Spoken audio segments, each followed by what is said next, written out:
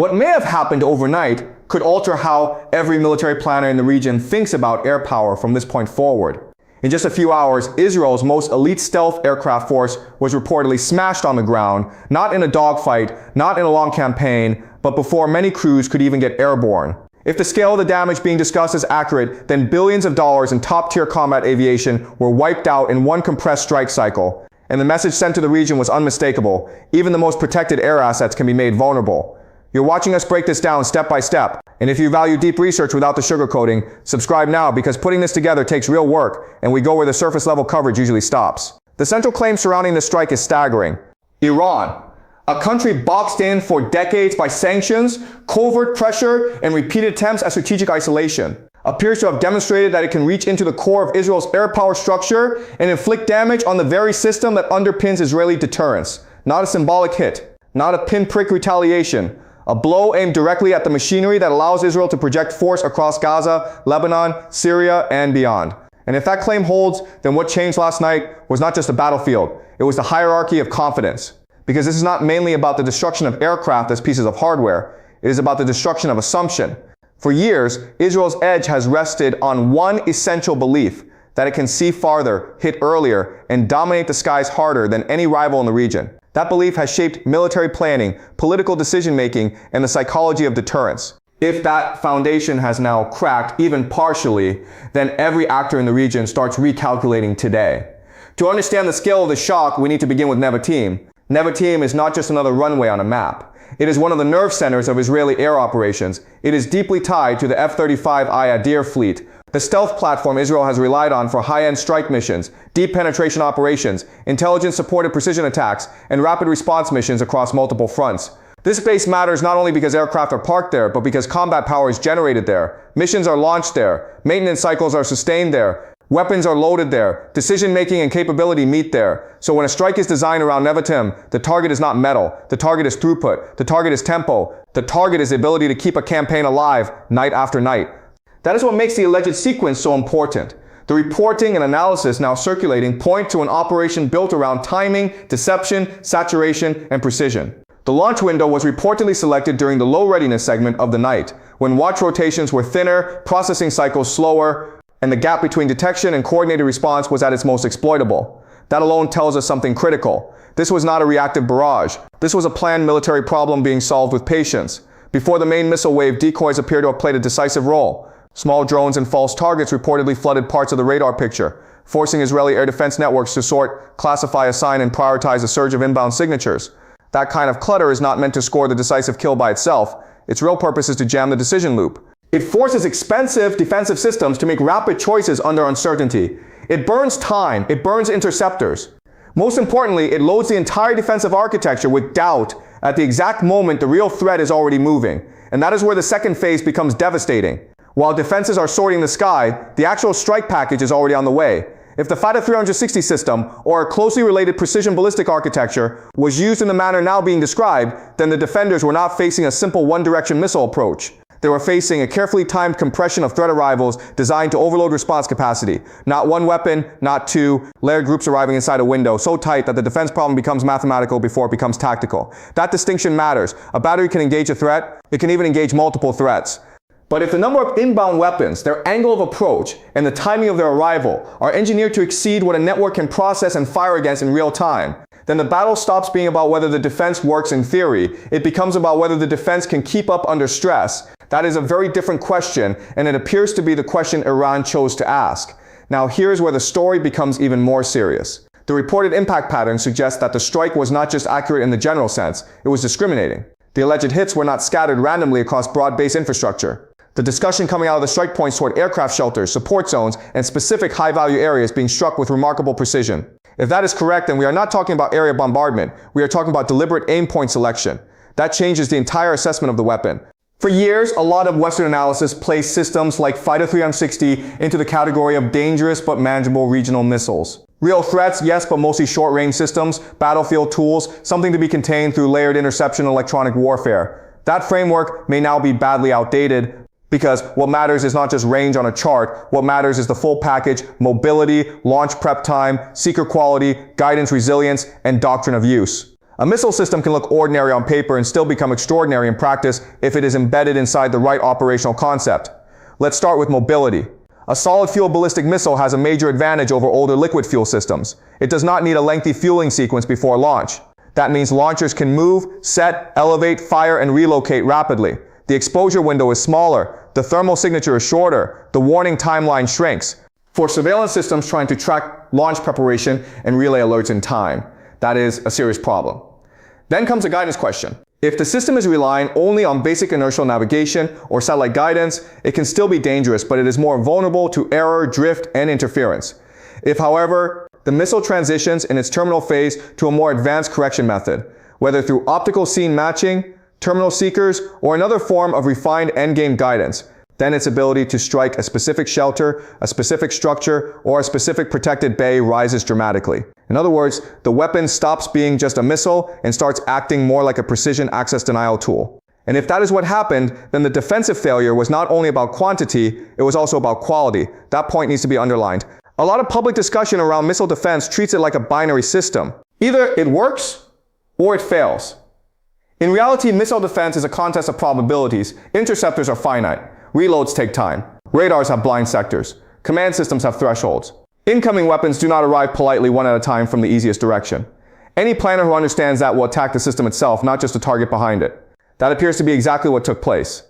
The likely planning logic would have been brutally simple. Identify the engagement capacity of each defensive layer, estimate how many threats can be handled in each slice of time, then build a salvo package specifically sized to exceed that number. Not by chance, not by approximation, by design. Once you do that, even a world-class defense network can begin to fail in patches. And when those patches open over critical air bases, the results can be catastrophic in minutes. There is another dimension here that may be even more unsettling for Washington than for Tel Aviv: production depth. One of the most important questions after any major strike is whether the attacker used a rare capability or a repeatable one. If the weapons involved were scarce prestige assets, then the strike is shocking but limited. If they were part of a system that can be manufactured, stockpiled, and redeployed in meaningful numbers, then the story changes from spectacle to structural threat. This is where sanctions policy comes under a brutal spotlight.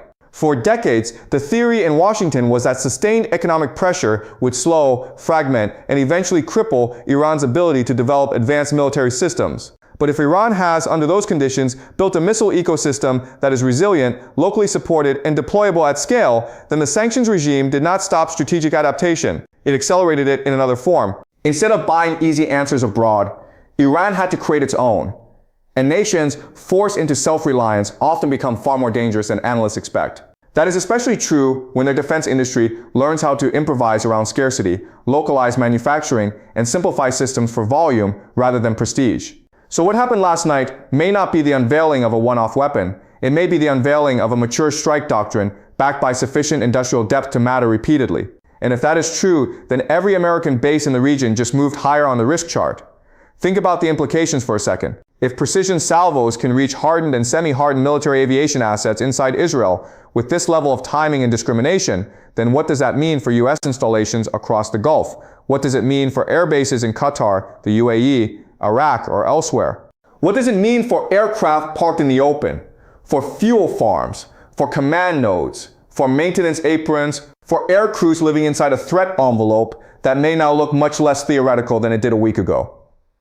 This is where the American problem becomes painfully clear. Washington's traditional playbook in moments like this is built around visible escalation dominance, move carriers, surge aircraft, signal overwhelming retaliatory capacity, open back channels, present the adversary with a choice between de-escalation and punishment.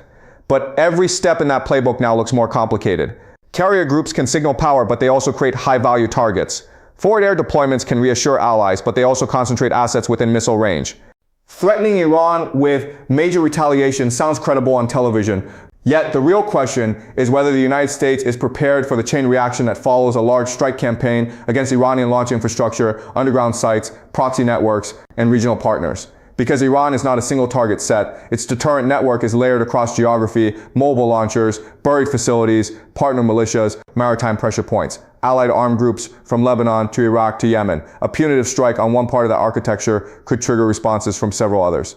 And once that cycle begins, the United States is no longer managing escalation. It is living inside it. That is why the public language from Washington often sounds restrained at moments when allies expect fury. It is not only politics, it is cost recognition. American planners understand that replacing destroyed aircraft is not like replacing trucks or munitions. If Israel has truly lost a major share of its F-35I combat strength, that gap cannot be solved immediately. New production takes time. Transfers from US stocks would mean weakening readiness elsewhere. Reconstituting pilot pipelines, basing arrangements, and support networks also takes time. Even if money is unlimited, time is not. And in war, time is usually the most expensive thing on the table. That brings us to Israel's immediate strategic dilemma. If roughly this level of aircraft loss has occurred, Israel still retains military power. Let's be very clear about that. It still has other aircraft, it still has intelligence assets, it still has missiles, it still has powerful ground and naval tools, but what it may have lost is operational freedom. The ability to assume that sustained high-tempo offensive aviation can be generated whenever needed is a very different thing from merely still possessing some military capacity. That distinction matters in Gaza. It matters in Lebanon. It matters in Syria. It matters in the shadow war with Iran itself. Israeli operations in Gaza have depended heavily on persistent overhead support, rapid response strike availability, and the psychological value of immediate aerial dominance. A reduced fleet means a reduced margin. Not necessarily collapse, but strain. Mission planning becomes harder. Sortie generation becomes more selective. Maintenance pressure rises on surviving aircraft. Every remaining platform becomes more precious and more exposed. On the northern front, the consequences may be even greater. Hezbollah does not need total Israeli weakness to change its behavior. It only needs to believe that the cost of Israeli escalation has risen and the speed of Israeli response has fallen. If it concludes that Israel is more constrained in the air than it was before, then its own deterrence calculus shifts. That could affect border tensions, missile threats, and the confidence of Hezbollah's broader command structure. And Syria now becomes a different theater altogether. For years, Israeli air operations there have relied on the assumption that repeated interdiction could be sustained. If Israel's high-end strike capacity is temporarily compressed, then interdiction of weapons movement, infrastructure transfers, and strategic buildup becomes harder to maintain at the same rhythm. So when people ask whether the loss of aircraft matters beyond the headline number, the answer is yes, because aircraft are not just expensive machines, they are the fuel of regional posture. Now let's talk about the deeper psychological layer, because this may end up outlasting the hardware loss itself. Israel's deterrent reputation has always been partly physical and partly mental. It is the image of a state that cannot be surprised at scale, cannot be outpaced for long, and cannot be denied escalation dominance in its own region. Once that image is challenged publicly, even before every battlefield fact is verified, adversaries begin testing the edges. That is how strategic confidence erodes. Not in one speech, not in one press release.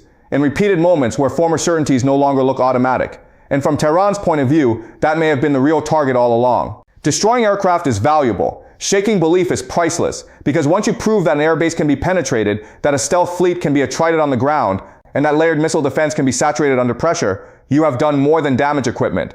You have altered planning assumptions from Riyadh to Ankara, from Doha to Washington, from Moscow to Beijing. Everybody starts asking the same question. If Israel's most defended aviation nodes are vulnerable, who is not? That question leads directly into the broader geopolitical shockwave. The Gulf states are watching very carefully. Publicly, they will speak in the language of stability and restraint. Privately, they will be recalculating exposure. Some will move faster toward diplomatic deconfliction with Iran. Others will quietly review the risks that come with hosting Western military infrastructure. Still others will try to hedge harder between Washington and emerging alternative power centers. Russia and China are watching too. For Moscow, any visible strain on American-backed military architecture is strategically useful. For Beijing, the lesson is broader. Sanctioned states can still innovate. Western-aligned security umbrellas are not impermeable, and precision strike power is becoming more diffused across the international system.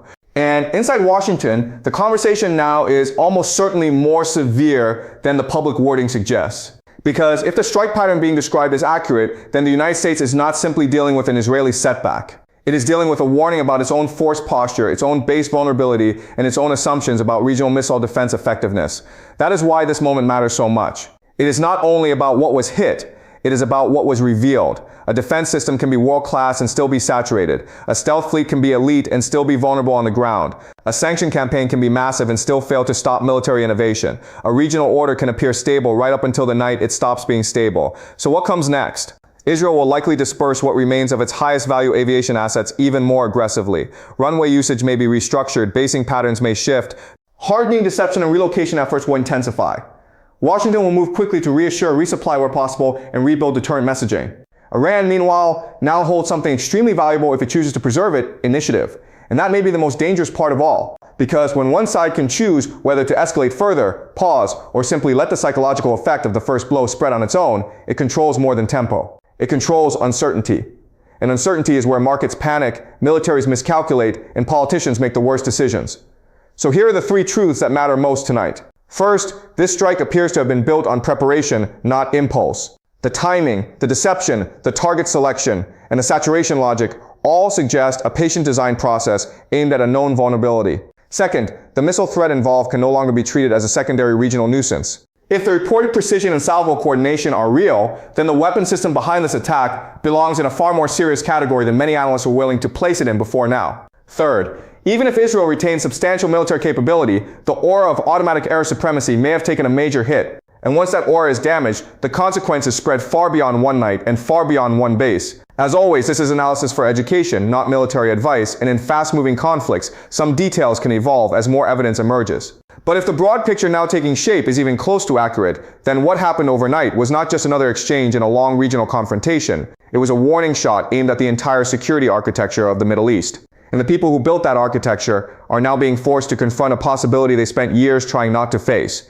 that their adversary learned faster than they did. Drop your view in the comments. Was this a one-night breakthrough or the beginning of a completely new missile era in the region? And if Israel's air edge has really been cut this deeply, what does Washington do next without dragging the whole region into a wider war?